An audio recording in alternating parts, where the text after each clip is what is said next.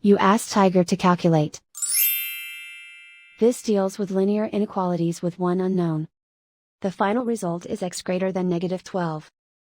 Let's solve it step by step. Group all constants on the right side of the inequality. Subtract 12 from both sides.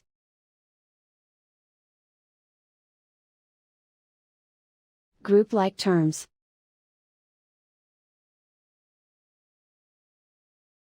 Simplify the arithmetic.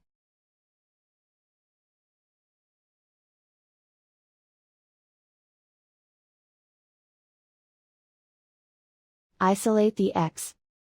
Multiply both sides by 2.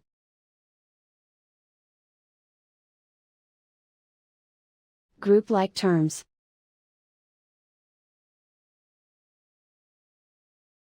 Multiply the coefficients.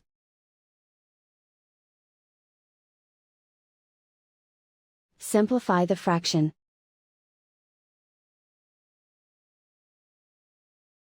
Simplify the arithmetic.